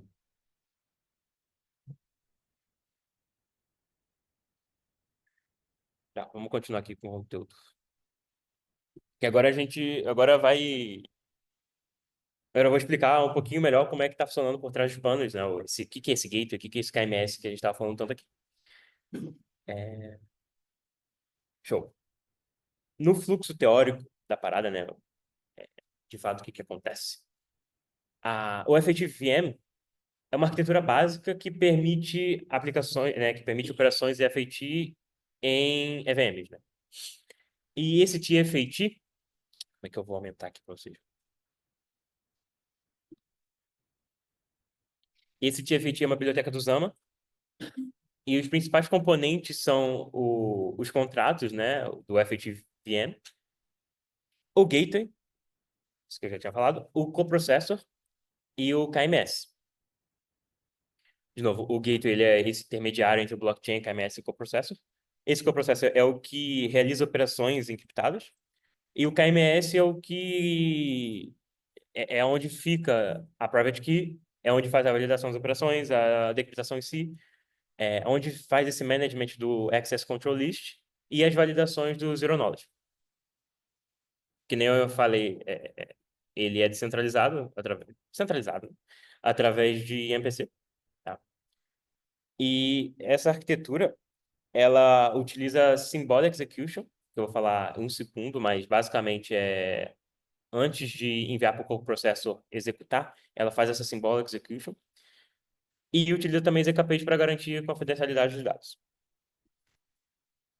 Tá. Fala um pouquinho de chave, né? Porque decriptação, existem chaves, né? E até agora eu não falei muito sobre isso. Como ele faz? A public key, ela é conhecida, né? Através daquela instância que eu comentei, tá até a fotinha aqui daquela mesma parte do código que eu falei antes. Ela é conhecida e a gente usa ela para encriptar os valores. Só que a private key, por outro lado, ela é só conhecida pelo KMS. Ou seja, só o KMS consegue decriptar para a gente. Usa o protocolo MPC e tal. E essa evaluation key, também que eu não tinha comentado antes, é o que o coprocessor usa para realizar as operações em cima dos encriptados. Então, uma fotinha, não sei se dá para ler, mas também vou passar aqui para baixo. A public key, basicamente, ela encrypta, private key, ela decrypta, e essa evaluation key, ela faz operação em cima de dois encriptados. Retorna encriptado. Dá para ler, tá de boa. Um pouquinho do fluxo aqui. Tem o nosso front, ele interage com... o front interage com o nosso smart contract, que por sua vez interage com o FAT-VM, e é nele que tem a public key. É ele que a gente usa para encriptar. Ainda on-chain. Aí, quando a gente vai chamar o gateway, né, que a gente fez para decriptar,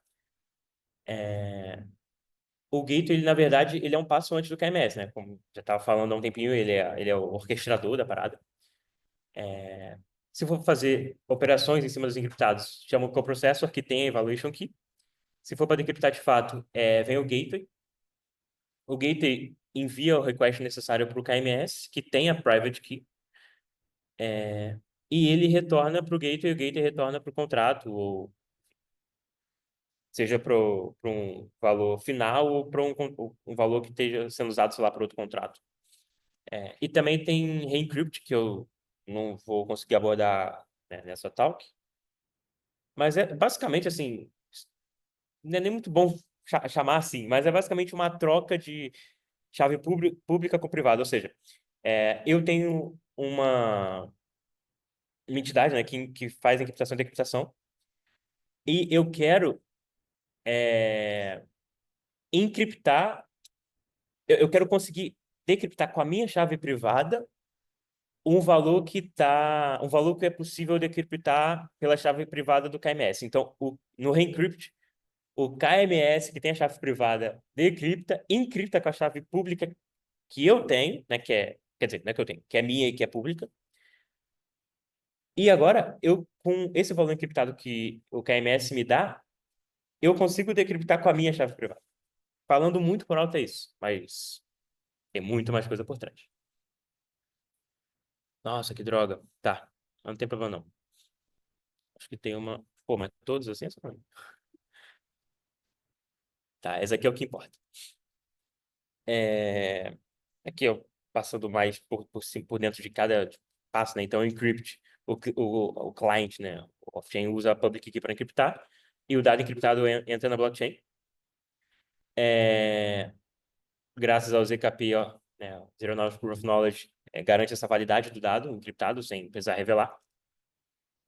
Na parte de computation, tá. Basicamente aqui essas três imagens aqui seria tipo assim, encriptação, entra dado, volta dado, tipo, vai dado, volta dado do encriptado. Aqui no computation, realiza as operações encriptadas usando o evaluation key no coprocessor.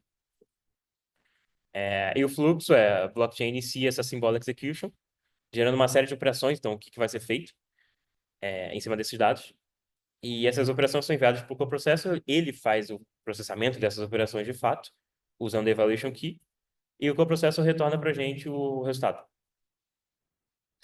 E na decryption, o KMS tem a porta-chave privada, o gateway atua, né, sendo intermediário entre a blockchain, né, o meu contrato e o KMS, e ele envia esse decryption request.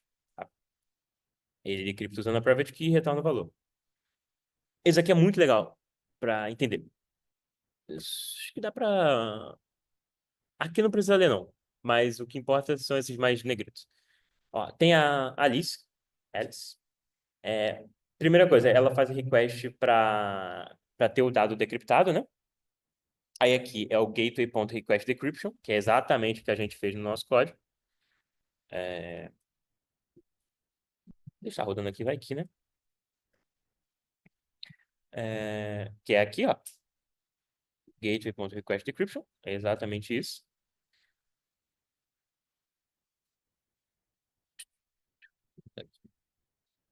Tá.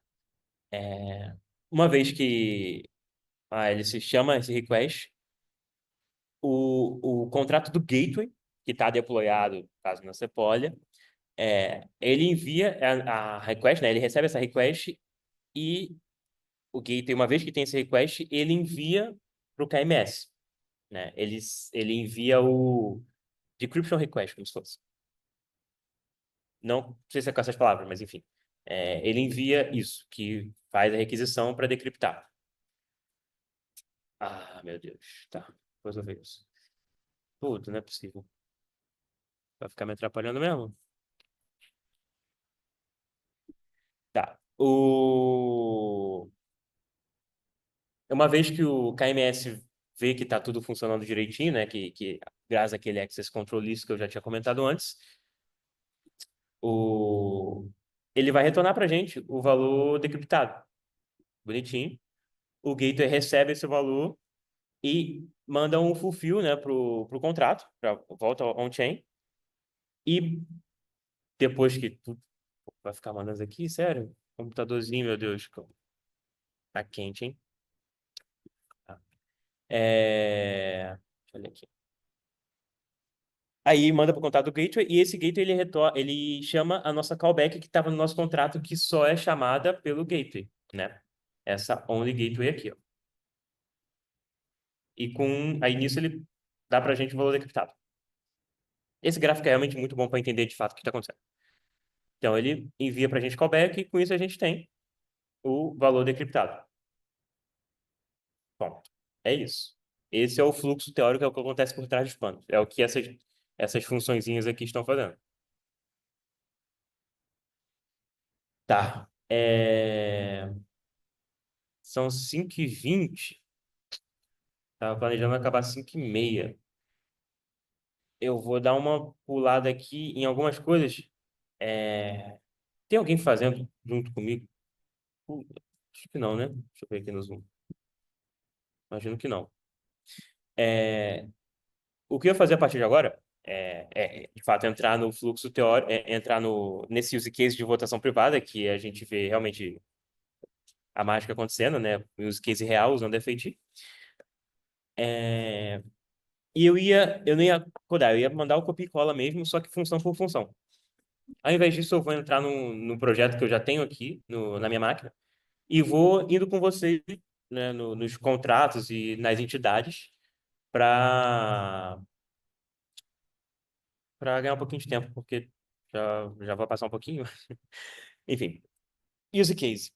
É, Sistema de votação privada, né? Lá no início do Meetup eu dei alguns casos reais, né, que FT podem solucionar. E votação é um deles que eu não tinha falado até então. O objetivo agora, a segunda parte, né, a parte final, é desenvolver um sistema de votação onde algumas pessoas podem votar. No caso, a gente chama de eleitor. Essa votação específica, né, em cada votação, o eleitor envia o voto para a blockchain encriptado. A gente sabe fazer isso já. O contrato da votação, ele faz as operações, as somas dos votos, né, as lógicas, né, em cima dos dados encriptados e armazena os encriptados. E quando a votação acaba, a gente revela o vencedor. Ou seja, só depois que a votação acaba, a gente pode fazer um request para decriptar o vencedor, né? Decriptar o vencedor e ver as informações dele, né? Antes de codar, um overview, o que a gente está fazendo de fato, né? Bom, o fluxo que seria muito legal da gente fazer, que não vai ter como fazer aqui agora, seria na parte de validar o eleitor, daria para fazer um ZKP, né? Enfim, o Barba entrou em mais detalhes sobre o que é ZKP hoje mais cedo. E na RC55 a gente tem também 3 ou 4 meetups sobre ZKP. Mas, basicamente, a gente conseguiria validar o título de eleitor do eleitor sem saber o título em si. E é isso que o ZK faz. Então, daria para fazer esse passo antes, mostrando para o contrato da votação que aquele eleitor é válido por causa do título de eleitor dele, sem saber o título de eleitor. E a única coisa que ia mudar no nosso contrato principal da votação é enviar 2 parâmetros a mais na função de votar. Tá? Enfim, aqui eu estou explicando que a gente não vai usar para facilitar o desenvolvimento, porque o foco é feitiço. Tá? E aqui é a arquitetura completa, sem falar de ZK. Tá? Eu vou dar um zoom aqui para o pessoal presencial. Mas, basicamente, o primeiro passo. Não está muito bonito, tá, pessoal? Mas, enfim, o owner do contrato, ele deploya, né? Passando, no nosso caso, a gente vai passar uma array de eleitores válidos para como se a gente fosse mocar o ZKP. Então, existe um outro contrato que a gente vai fazer chamado Verify Proof and Get Voter ID, que, o caso ideal, né? Ele passaria as execuções de ZKP dentro dele e retornaria para a gente o Voter ID caso fosse válido. No nosso caso, a gente vai mocar isso. Então, a gente vai passar uma rede de eleitores válidos, que são carteiras, né? Que podem votar. E a lógica dentro do Verify Proof and Get Voter ID é a mesma. Acaba sendo a mesma. A gente vai gerar um hash para cada usuário, para garantir que cada usuário só pode votar uma vez na votação. E perfeito. O owner também, ele pode criar votação. Ele é a única pessoa que pode criar, ele é a única entidade que pode criar uma votação. Chama Create Vote. A estrutura da votação é desse jeito aqui. Ela tem um Vote ID, que é um incremento, basicamente. Tá? 0, 1, 2, 3. Um end block, para quando o bloco termina, quando a votação termina, desculpa. Uma rede de candidatos. Então, o eleitor ele vai escolher o candidato escolhendo o índice do array. Então, tipo, se a pessoa votar no 1, ele vai votar no Bob. Quer dizer, se ele votar no Bob, ele vai escolher um Charlie 2, enfim. Óbvio, teria como melhorar isso, mas para tornar mais melhorar a experience da UX, mas enfim, e a descrição da votação. Agora, para o eleitor, né, qual é o fluxo dele? Ele pode votar, então ele vota, o voto é encriptado ainda off-chain, né? A blockchain está aqui dentro, a blockchain está aqui. Ele envia o ID da votação que ele quer votar e o voto encriptado para a função de votar. A gente faz umas validações, então vê se o candidato é válido e para isso a gente chama aquela função do outro contrato. Se ele for, ele retorna o Voter ID e com isso a gente sabe que esse usuário já votou nessa votação. A gente vê se o candidato já votou, se não, procede, continua. A gente vê se o voto ainda está aberto, né? Se ainda pode votar. Se sim, o voto é feito, é cadastrado. E uma vez que a votação acaba, qualquer pessoa pode request o vencedor, né? É, Isso é aberto, qualquer um pode fazer isso. E para isso ele chama essa função de request winner encryption passando o ID da votação que ele quer saber, o resultado. Ele vê se a votação ainda está aberta. Se não tiver aberta, ele pode. Se ainda tiver aberta, ele ainda não pode ver o resultado, obviamente. E uma vez que ele pode ver o resultado, ele envia esse resultado encriptado para o gateway, e o gateway retorna, manda para o KMS retorna para a gente o valor decriptado. E com isso, ele tem o resultado. Oh, tá. Dentro do contrato vai ser o seguinte. A gente tem o extra do Volt, que tem o bloco que termina, né, a votação, a quantidade de pessoas que votaram no total, a descrição e o estado da votação. O estado da votação pode ser que ainda não foi criado, que foi criado, que ele está request para ser revelado e que ele já foi revelado. E também tem o candidato que tem o nome e a quantidade de votos e está encriptado. Tá? Esse voto está encriptado e é isso que a gente vai validar e decriptar quando quiser ver o resultado.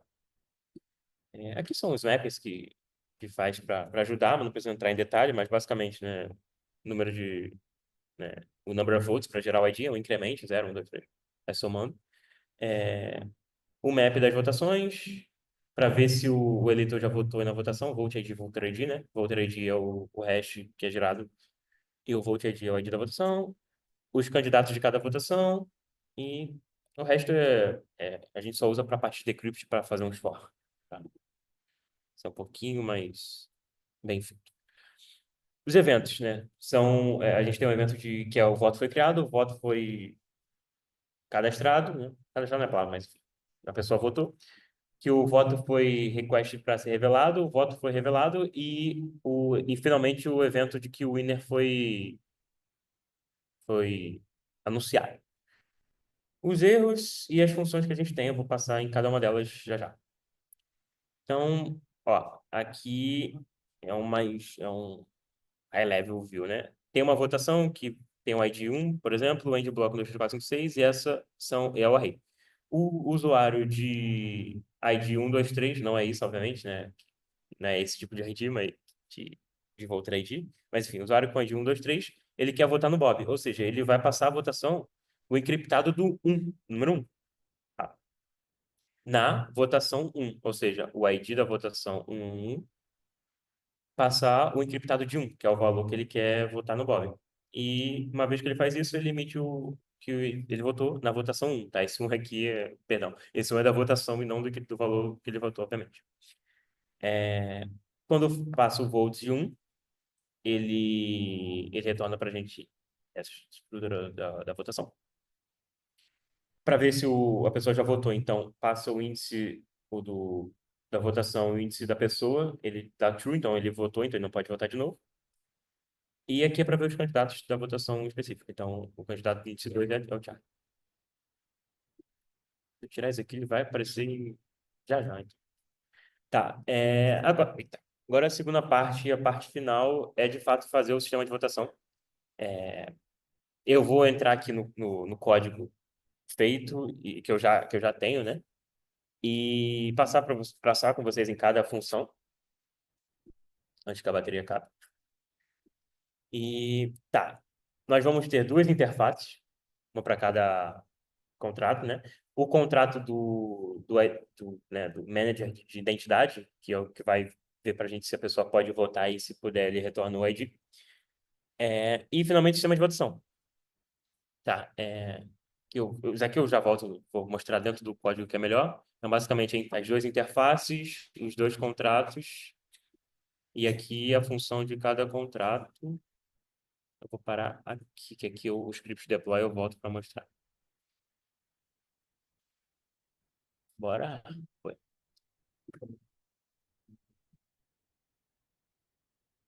Tá. Ele tinha dado aquele mesmo erro. Ainda não foi. Enfim. É, vamos sair aqui.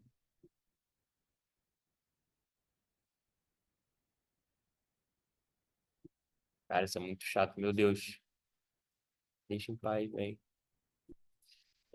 Vou voltar aqui rapidinho. Caraca.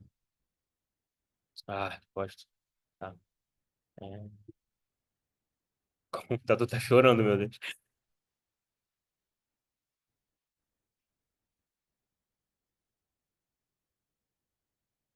Tá onde ele tá no.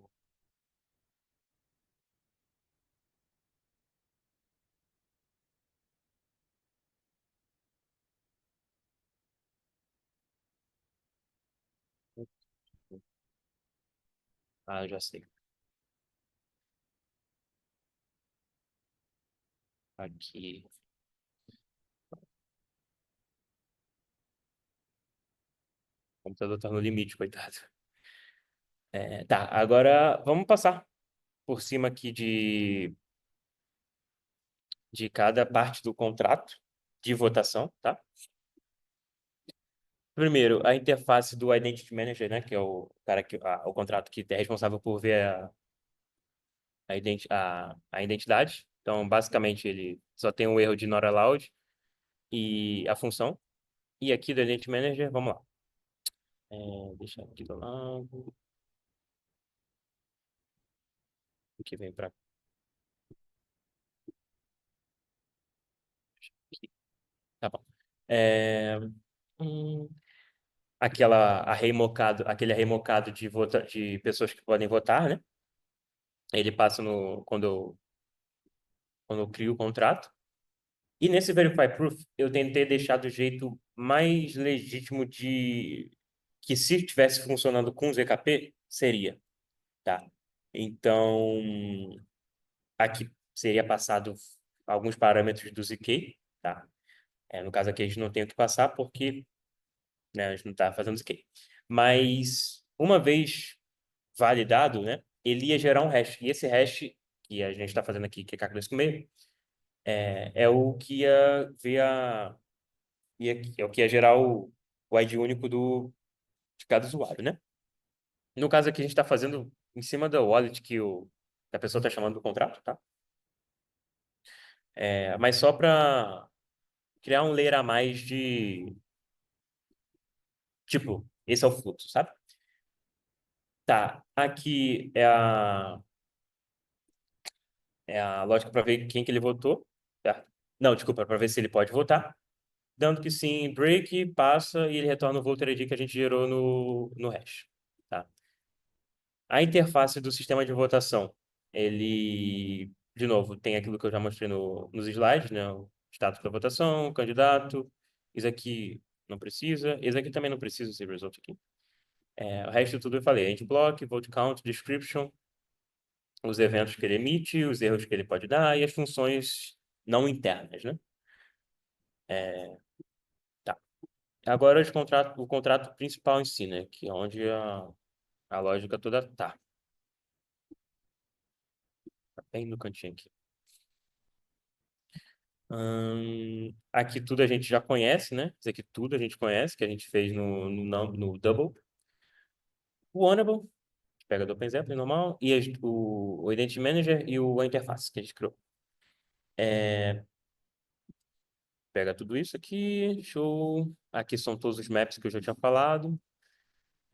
Aqui na hora do construtor, a gente está passando a array mocada das pessoas que podem votar. Só de fato para fazer esse layer de segurança a mais, né? Essa simulação. Passa essa array de endereços para o Identity Manager, para ele saber quem pode votar. Agora vamos lá. A função de create vote, ela só pode ser chamada pelo owner do contrato para ela criar, ela cria uma votação. Preciso passar o bloco que termina, a array de candidatos e a descrição, já tinha falado. Dentro dessa função de create vote, a gente pega o vote ID, que é aquele incremento que eu falei, assim zero, né? Vai indo. Ele cria o voto em cima desse índice que ele pega, né? A votação, desculpa. Para cada um dos candidatos, ele gera, né, o candidato em si, que está aqui em candidate, do voto, o índice e tal. E ele permite, né, aquilo que outra coisa que a gente fez lá no Number, no Double, no exemplo anterior, ele permite o contrato acessar o valor do voto que está encriptado, tá? De novo, isso aqui poderia ser só um allow this, né? Lembra? Enfim, ele certo o status da votação como criado, aumenta o número do voto para o índice seguinte ser, né, um a mais, e emite que o voto foi criado, voltando para a gente o Vote ID. A próxima função, né, principal é a Cast Vote, que é realmente para votar. Aí nisso, de novo, existe o Encrypted Support e o Support Proof, que a gente também fez lá no Number, no Double, né, no exemplo anterior, para o usuário encriptar a escolha dele off-chain, e enviar para o contrato já on-chain.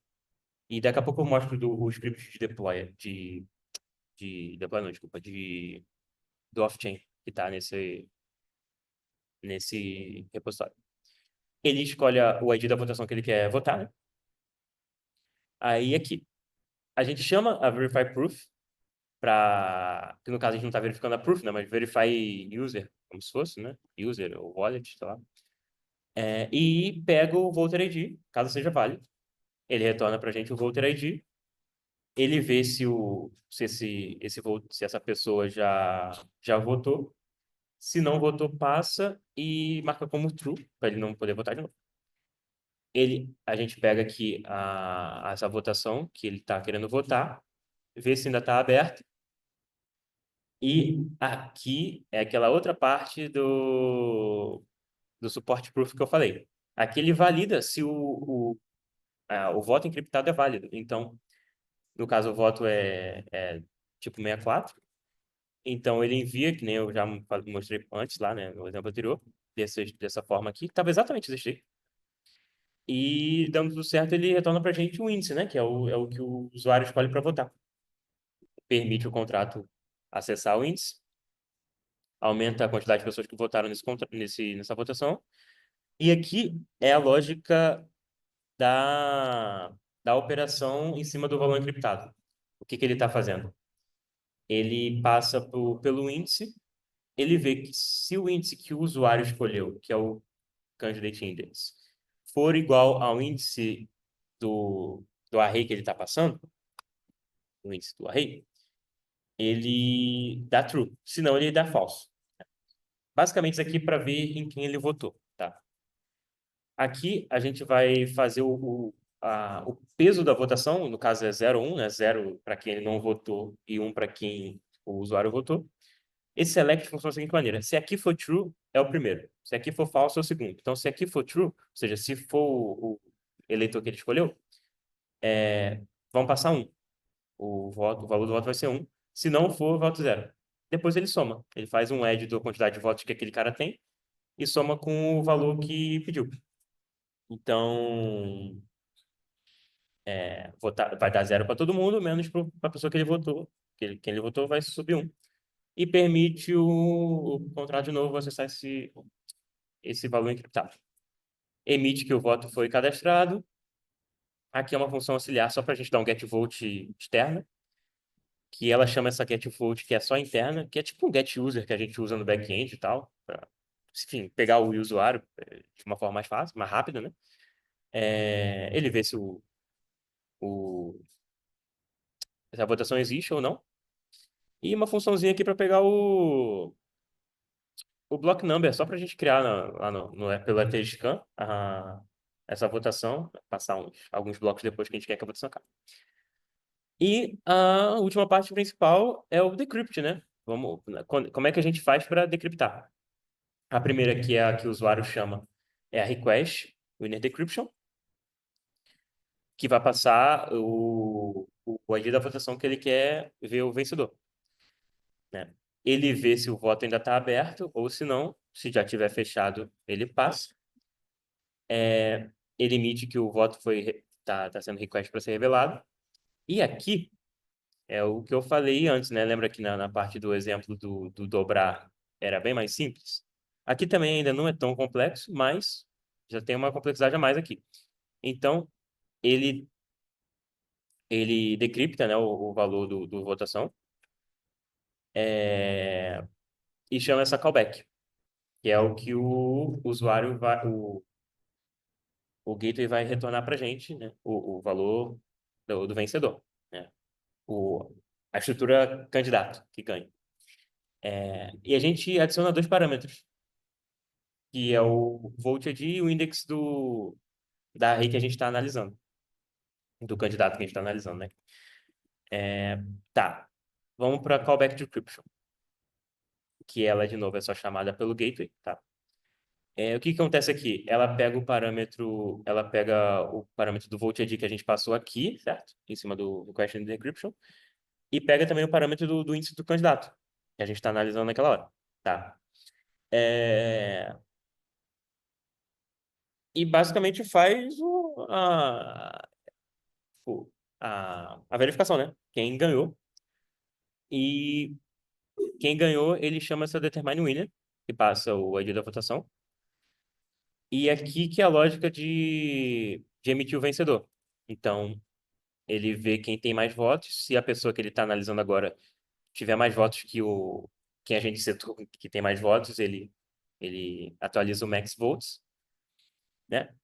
E uma vez, né, que esse loop acaba, a gente emite o vencedor, passando o ID da votação, o nome dele, né, o name e o max votes, que também poderia ser acessado, né, aqui, ponto votes. Enfim, são essas funções. E pro off-chain, uma passadinha aqui no deploy rapidinho. Não tem nada demais. A única coisa aqui que fica diferente são as wallets que podem votar, né? No nosso contrato, que a gente manda lá pro Identity Manager. E o off-chain, que é a segunda parte interessante. O que que nós temos aqui? Aqui a gente... Não, variáveis, né? Para não precisar mudar aqui, a gente coloca tudo em cima. O índice da votação que o usuário está votando aqui. E a escolha dele, né? Que é o índice da rede de candidatos. Aqui a private key 0, 1 ou 2, que são os eleitores. No caso aqui, a gente rodaria esse script 3 vezes, um para o 0, uma para o 1, uma para o 2, votando em pessoas diferentes. E o que temos mais aqui? Ó, aqui a votação é encriptada, certo? A votação, o vote choice, que é o índice que a gente passou aqui em cima. Na função de cache vote, a gente passa o vote ID e aqueles dois inputs que a gente já tinha falado antes, né? Que é o encriptado e a prova do input. E muito basicamente é isso. Não sei se o pessoal me respondeu se está rodando ou não. Se estiver rodando, a gente não respondeu. Ele ficou em Paris, lá um pouquinho mais tarde, 4 horas na frente. Tá. As funções, para testar, aí aqui na teoria acaba. Eu vou só mostrar para vocês o vídeo como é que ficaria, né? Como é que funciona. Deixa eu ver.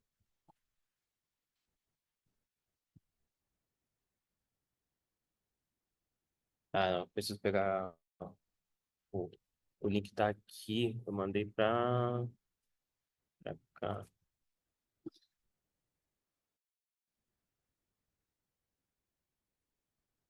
Cadê? Aqui.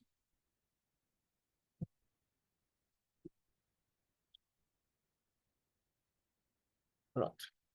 Finalzinho. É, aqui, ó. Isso aqui é basicamente um. Como é que esse contrato tá funcionando? Tá rodando, tá? É uma demozinha. É, aqui, ó. A gente deploya mais ou menos nesse minuto.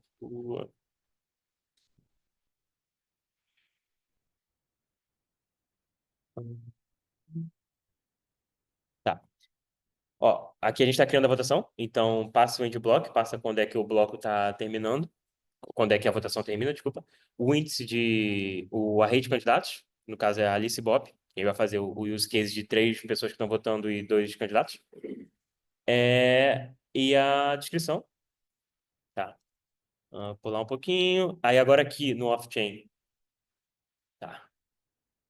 Aqui no off-chain a gente vai votar 3 vezes, né? A primeira vai votar na pessoa 1, que está aqui, e chama a função de cache vote, roda, ele está emitindo que o voto foi criado com o índice da votação 4. Aqui está chamando, então ele está gerando as 2 provas, né? Que é o que eu mostrei lá no início dos slides, lá no iniciozinho, que é isso que é o voto encriptado do usuário. Enfim, ele vai votar 2 vezes aqui. Engraçado que nesse vídeo, a última vez que eu fui rodar, ele deu erro, porque tinha passado o end block. Então, legal isso. E agora aqui a gente está fazendo request winner decryption. Nesse caso aqui, foram 2 pessoas que votaram, a terceira pessoa não conseguiu votar porque a votação já tinha acabado, tá? E as 2 pessoas votaram no Bob, que era o array de índice 1. Não, o array e o índice 1 do array de candidatos. É, ó, aqui é o evento que o voto foi request para ser revelado, certo? E cadê? Aqui, ó. Depois de um tempinho, ele dá pra gente a emissão de dois eventos, né? E o mais importante é esse Winner Declared, que é o que eu mostrei agora há pouco. E dentro dele, né, a gente vem aqui, ó, vem aqui em logs, ó, lá em cima em logs, e olha o que ele dá pra gente. Tcharam. Então, ele está retornando para a gente o vencedor dessa votação que a gente fez, que foi, no caso, para a votação de número 4. O vencedor foi o Bob, que é o índice 1, e tiveram 2 votos. É, Enfim, estamos. Agora acaba, né? Porque às 6 horas tem que ir embora. Mas, basicamente foi isso.